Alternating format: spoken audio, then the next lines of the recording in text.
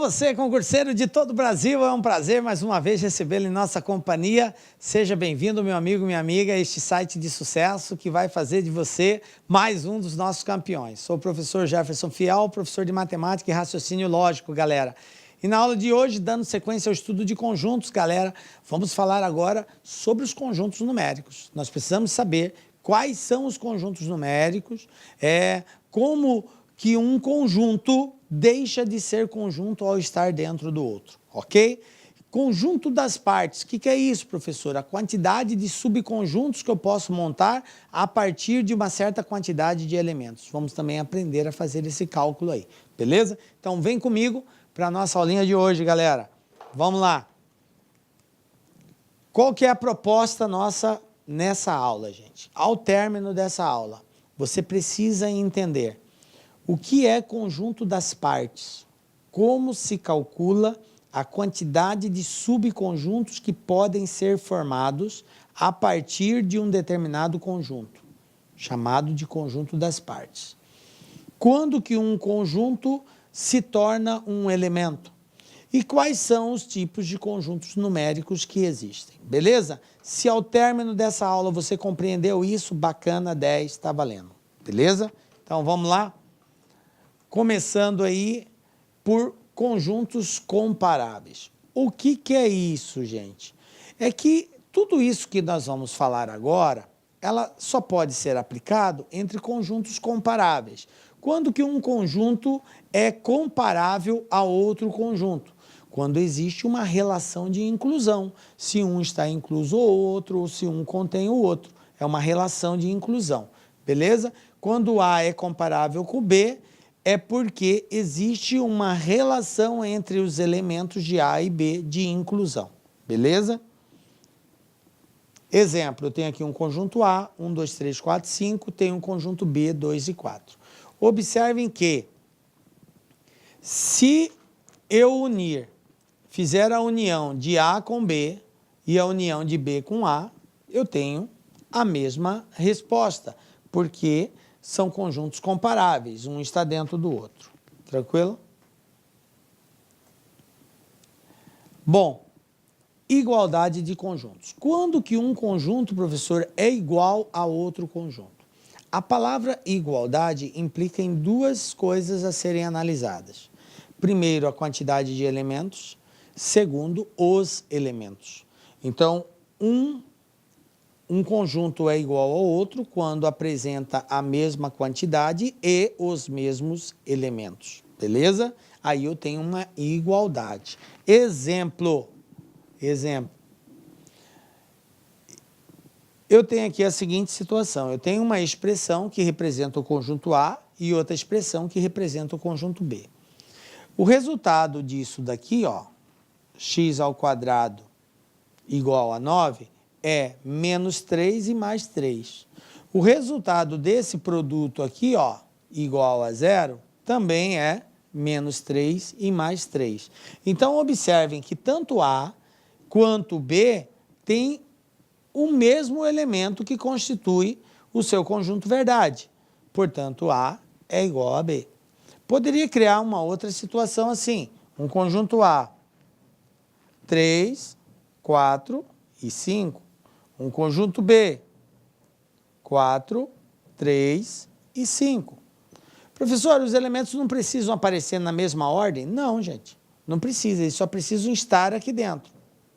Só precisam estar aqui dentro. Então, 3, 4 e 5, 3 elementos e são os mesmos elementos. A ordem que eles aparecem não importa, ok? Você não precisa preocupar com isso. Beleza. Essa mesma representação eu poderia adotar assim, ó. Simbolicamente, A é igual a B se e somente se A estiver dentro de B e B estiver dentro de A, ok? Se todos os elementos de A estiverem dentro de B e todos os elementos de B estiverem dentro de A, eles são iguais. Tranquilo. Conjunto disjunto. Já ouviu essa palavra? Não, professor, nunca ouvi. Então, preste atenção. O que quer dizer conjunto disjunto? Um conjunto é disjunto de outro quando eles não têm elementos em comum. Quando os elementos de um não são elementos de outro.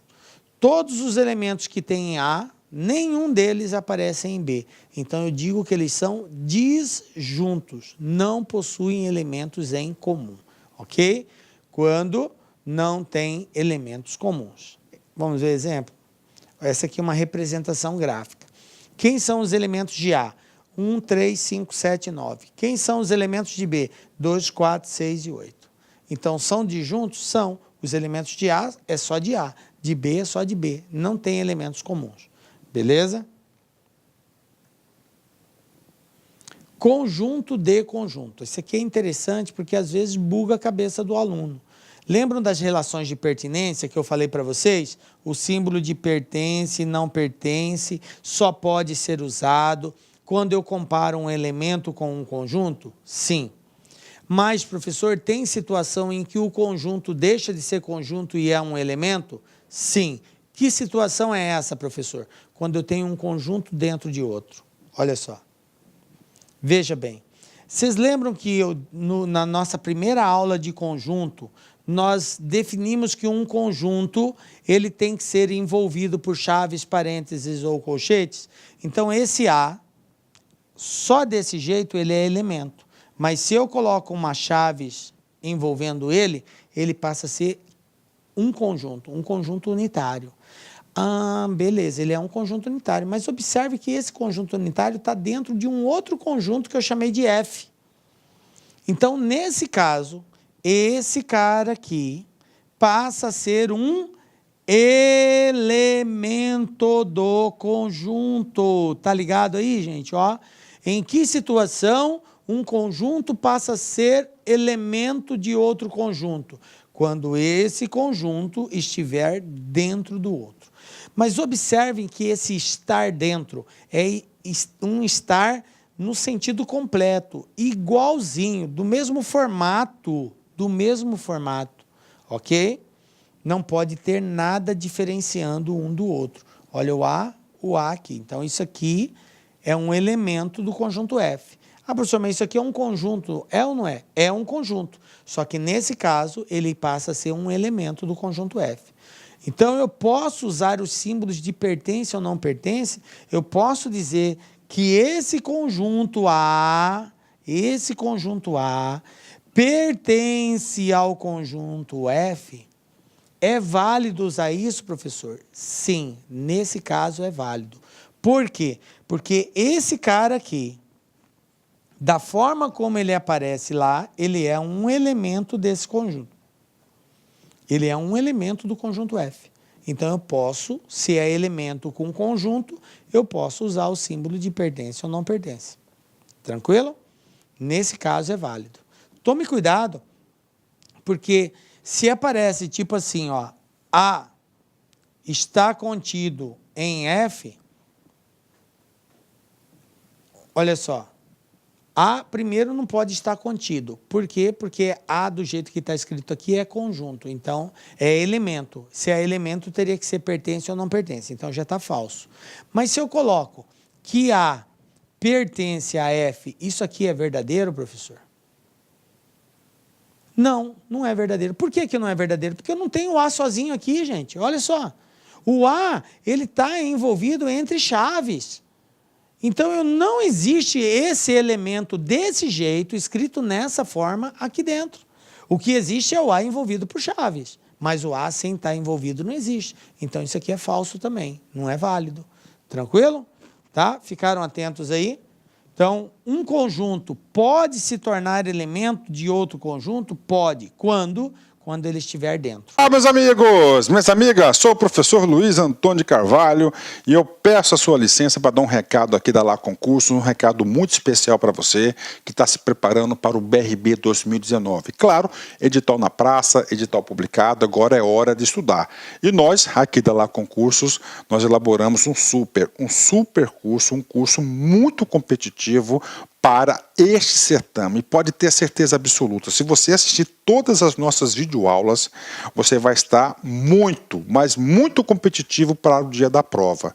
Isso eu te garanto. Nós fizemos 2 super reforços para esse concurso. Primeiro, a área de conhecimentos bancários e a área de legislação específica. Esse edital, como é sabido de todos, né? Esse edital trouxe aí várias disciplinas que normalmente não são cobradas em concursos de carreiras bancárias, mas nós temos a expertise aí suficiente para promover esses assuntos de forma didática, que você aprenda e, claro, que você pontue. Bacana, meus amigos? Então, olha só, esse vídeo aqui no YouTube é uma aula demonstrativa que nós estamos apresentando para vocês, tá? Uma aula demonstrativa. O material de apoio dessa aula está lá no site, mas o curso completo está lá no site. Nós temos aí apenas 70 videoaulas aí do nosso curso. Nosso curso nós temos mais de 200 videoaulas, só aulas novas específicas de leis aí, de RID, lei de dados pessoais, lei anticorrupção, que nós temos aí, são mais de 22 aulas específicas, novas, gravadas exclusivamente para o concurso do BRB. O nosso curso, atenção, ele custa apenas 10 parcelas de R$20, 120 dias de acesso, e você vai ter direito também ao nosso projeto pedagógico, que é o Personal Coach, que é o estudo regime de metas. Vale a pena você conhecer, vale a pena experimentar. Bacana, pessoal? Pessoal do YouTube, então tá aí. Vamos lá, continua o seu vídeo aí até o final dessa aula demonstrativa aqui da LAC. Ok? Fui! Tchau!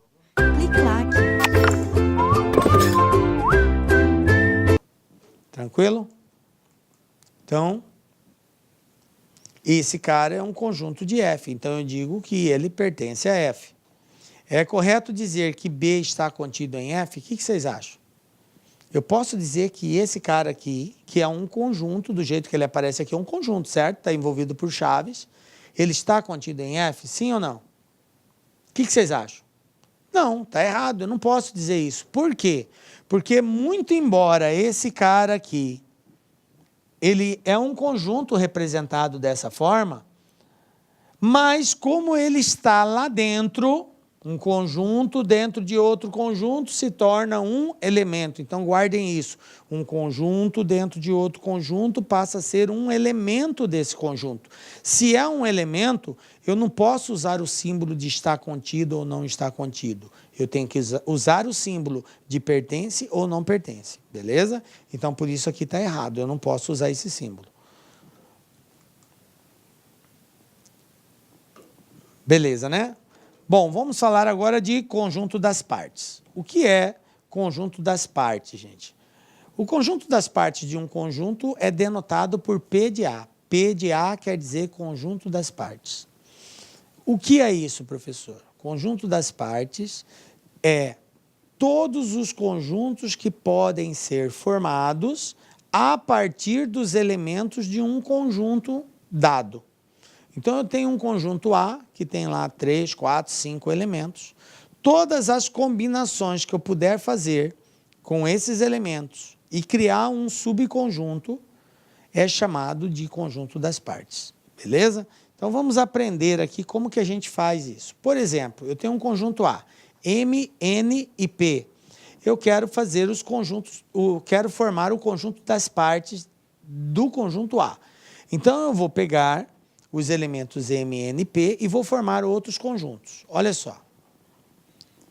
M sozinho é um conjunto? É. Eu vou usar os elementos para formar outros conjuntos. Por exemplo, isso aqui é um conjunto unitário, M. A mesma coisa seria o N, né? Posso pegar ele sozinho, posso pegar o P sozinho, posso combinar o M com N, posso combinar o M com P, posso combinar o N com o P e posso pegar os três também, correto? Mas depois de todos esses, quem eu posso pegar também? Lembram do conjunto vazio? O que eu falei do conjunto vazio? Ele está presente em todos os conjuntos. Então, não esqueçam que ainda tem o conjunto vazio. Então, observem que esses conjuntos que eu formei são chamados de conjunto das partes do conjunto A. Ou seja, são subconjuntos formados usando os elementos do conjunto A. Beleza? Bom, então está aqui todos os elementos. Tranquilo. O que é importante nós sabermos aqui? montar os subconjuntos? Não, gente. Nenhuma banca vai pedir para você montar os subconjuntos. O que as bancas geralmente pedem é para você indicar a quantidade de subconjuntos que pode ser formados. Beleza. Então, como que eu descubro isso? Fazendo e contando, professor? Não. Existe uma regra para isso. Existe uma regra. E a regra é a seguinte. Você verifica quantos elementos tem o conjunto, no caso aqui 3, e a gente vai usar a seguinte regrinha, olha só, ó. Olha aqui, ó, 2 elevado a n. Professor, isso aí é tipo uma formulazinha? É. Toda vez que eu quiser encontrar o número de subconjuntos formados ou o número de conjunto das partes, basta eu usar essa regra. 2 elevado a n, onde n é a quantidade de elementos presentes no conjunto. Então, vamos pegar um exemplo aqui. Eu tenho um conjunto B. Ele fala aqui, x tal que x é um número par, tal que x é maior que 5 e menor que 15. Maior que 5, menor que 15, quem são os elementos? Maior que 5, 6, 8, 10, 12, 14. Ou seja, tenho 5 elementos. Maior que 5, menor que 15, tem que ser par. Então, eu tenho aqueles elementos. Então, como que seria a quantidade de subconjuntos que eu consigo formar? Vou usar a regra aqui, ó. Então, vai ficar bem assim, ó. Como x está entre 5 e 15, então eu já descobri que os elementos são 6, 8, 10, 12, 14. Portanto, 5 elementos. De acordo com a regra, vai ter 2 elevado a n, 2 elevado a 5. E 2 elevado a 5, gente, é 2 vezes 2 vezes 2, 5 vezes, que vai dar 32. Beleza? Tranquilo, né? Então, já sabemos quando que um conjunto se torna elemento de outro conjunto, o que é o conjunto das partes. E para a gente fechar isso aqui, vamos recordar os conjuntos numéricos aqui, gente. Veja bem, nós temos, a princípio, 4 conjuntos numéricos e 5 com os números complexos, mas esse é um estudo à parte nosso, ok? Vamos falar dos 4, que é os naturais, inteiros, racionais e irracionais. E ao conjunto de tudo isso, que são os reais, beleza? O que é um número natural? Recordando, todo número inteiro positivo, começando do zero. 0, 1, 2, 3, 4, infinito positivo. Observação, quando apareceu o asterisco, quer dizer que o zero está fora. Então, quem é o conjunto dos números naturais com asterisco? 1, 2, 3, 4, 5, 6, vai embora para o infinito. Só positivo e inteiro, ok? Z, conjunto Z, números inteiros, agora envolve os positivos e os negativos. Então, eu vou tanto para o infinito positivo quanto para o infinito negativo. A mesma observação dos naturais. Se aparecer o asterisco, o zero está fora. Beleza? Aí vai ser só positivo e negativo, começa do 1 sem o zero, ok? Aqui tem algumas indicações especiais nos inteiros. Eu posso indicar inteiro não negativo com essa simbologia, Z+. Z+, quer dizer inteiro não negativo. Então, entra só os positivos. Professor, por que não fala direto positivo? Porque, matematicamente, não é essa a linguagem usada. A usada é não negativo. Quando você quer dizer positivo, você fala não negativo. E quando você quer dizer negativo, você fala não positivo. Sem o zero, então, com o aparecimento do asterisco. Aí, nesse caso, só os negativos. Beleza. Lembrando que tudo que é natural é inteiro. Tudo que é n é z. O n está dentro do z, ok? Racional, gente. O quê? O que é isso aqui? Racional é todo número que pode ser escrito na forma de fração. Quando eu pego um dividido pelo outro. Se você pode escrever na forma de fração, ele é racional. Detalhe, gente. Todo número inteiro é racional, porque todo número inteiro pode ser escrito na forma de fração. Como assim, professor? Por exemplo, 6. 6 eu posso escrever como sendo 12 sobre 2. Ou poderia escrever como sendo 18 sobre 3. Então, observe que eu posso representá-lo na forma de fração. Se pode ser representado na forma de fração, então ele é racional. Beleza. Então, todo inteiro é racional. Além dos inteiros, quem é racional? Decimais finitos. O que é um decimal finito? Número decimal é aquele número expresso por vírgula. Toda vez que tem uma vírgula, eu tenho um número decimal. Esse decimal, ele pode ser finito ou pode ser infinito. Como assim, professor? Olá, meus amigos, minhas amigas, sou o professor Luiz Antônio de Carvalho e eu peço a sua licença para dar um recado aqui da Lá Concursos, um recado muito especial para você que está se preparando para o BRB 2019. Claro, edital na praça, edital publicado, agora é hora de estudar.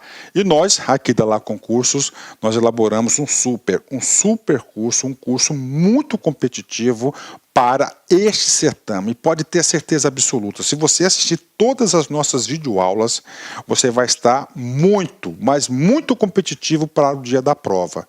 Isso eu te garanto. Nós fizemos 2 super reforços para esse concurso. Primeiro, a área de conhecimentos bancários e a área de legislação específica. Esse edital, como é sabido de todos, né? Esse edital trouxe aí várias disciplinas que normalmente não são cobradas em concursos de carreiras bancárias, mas nós temos a expertise aí suficiente para promover esses assuntos de forma didática que você aprenda e, claro, que você pontue.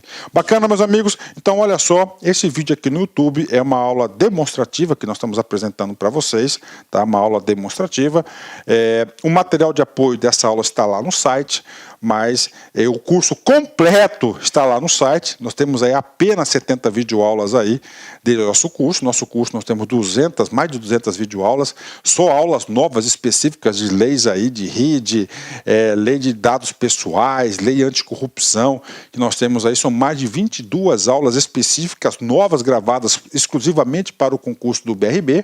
O nosso curso, atenção, ele custa apenas 10 parcelas de R$20, 120 dias de acesso, e você vai ter direito também ao nosso projeto pedagógico, que é o Personal Coach, que é o estudo regime de metas. Vale a pena você conhecer, vale a pena experimentar.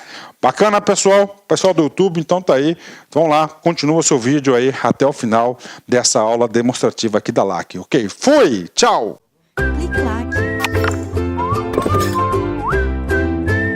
Finito quando ele tem uma quantidade limitada. Por exemplo, 3,7452. Parou aqui. Não existe mais número depois do 2. Então, ele é um decimal finito, porque acaba aqui. Ok? Quando que ele é infinito? Quando vem uma reticências indicando que existe mais números para lá. Aí ele é infinito. Então, observe que os decimais finitos são racionais. Beleza. Depois dos decimais finitos, as dízimas periódicas. Professor, o que é uma dízima periódica? Dízima periódica é o nome que nós damos aos decimais infinitos. Lembra que tem um decimal finito e eu tenho o infinito. Então, a dízima periódica é o nome que se dá aos decimais infinitos, que ocorre uma repetição. Dado uma certa frequência, ele começa a repetir. Por exemplo, 2,25, 25, 25, 25, 25, 25. Quem é o próximo? 25, 25, e assim vai. Então, é uma dízima periódica, porque ocorre uma repetição, ok?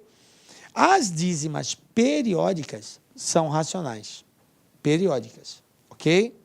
Beleza. E os racionais, as raízes exatas. Qualquer raiz exata que vai dar um inteiro também. Beleza, detalhe. Tudo que é natural é inteiro, tudo que é inteiro é racional. Observe que um está dentro do outro. O N está dentro do Z e o Z está dentro do Q. Ok.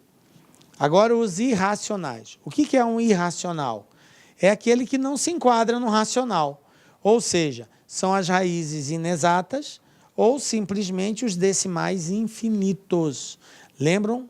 Decimais infinitos são as dízimas não periódicas, que são os números decimais infinitos, não tem fim, e não ocorre nenhuma repetição, não tem uma frequência, agora vai repetir o 3, vai repetir o 4, vai repetir... Não tem repetição, eles vêm de forma aleatória. Então, são chamados de decimais infinitos, ou também dízimas não periódicas, tá?